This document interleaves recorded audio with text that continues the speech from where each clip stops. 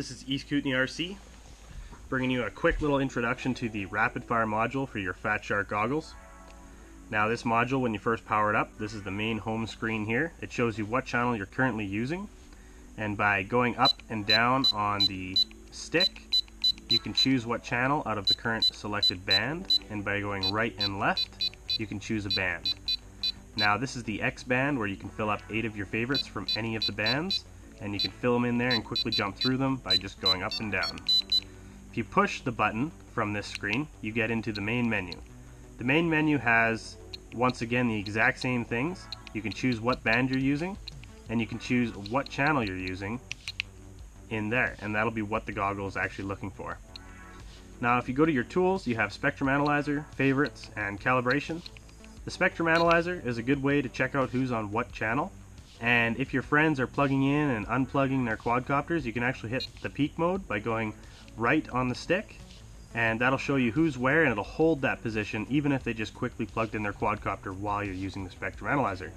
Now if you go up and down on the stick, that takes you through the different bands, and as you can see the channel numbers are changing positions.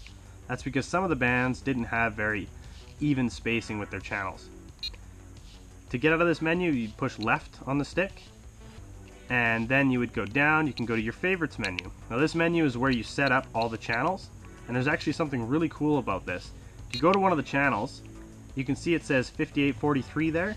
If you go up on the stick, you can go up by 1 megahertz at a time, which means that if your VTX is a little bit old or it's been beat up a little bit and the crystal inside is not putting out a perfect signal for that channel, you can actually go up and down. The other great thing about this is actually just analyzing that channel specifically. So when you do get something that's close to that channel, it'll show up as a very large lump in there. And what you want to do is you want to go up and down 1 megahertz at a time until your little middle spot is in the thickest part of that frequency. So that's how you can tell you're actually tuned really well for your video transmitter.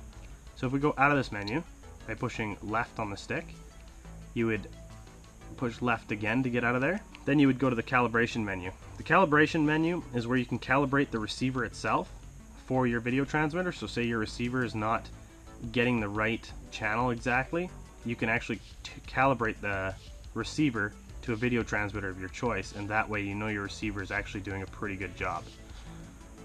So once we'll go back in there, you can get your RF mode. This is where you use the RapidFire software to mesh the two images together from each antenna.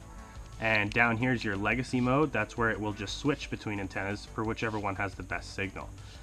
This is the reason why you buy RapidFire, so I don't know why you wouldn't use it. You have your antenna, where you can choose to use both antennas, the lower antenna or the upper antenna.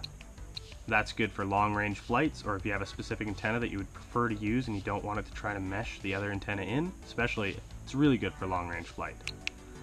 And then you have your on-screen display. Now this is what's going to be displayed in the goggles to tell you details about what's going on. You have your PAL or NTSC, depending on what camera you're using, it will tell you in the goggles.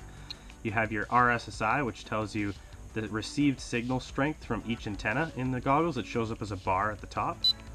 We also have our off, so you can turn the on-screen display off, and you can turn the on-screen display to a lock function, which means that it will tell you whether it's locked onto your quadcopter or not. This is the status menu. It will tell you about your RapidFire goggle module. It'll tell you what firmware you're using and what version of RapidFire you have. This is the hardware, this is the software. It also tells you the current voltage being used by the RapidFire module, which you want to be close to 5 volts. It also tells you if there's low power, which means that in the case of the Dominators, it means that your power module has failed or it's not connected properly.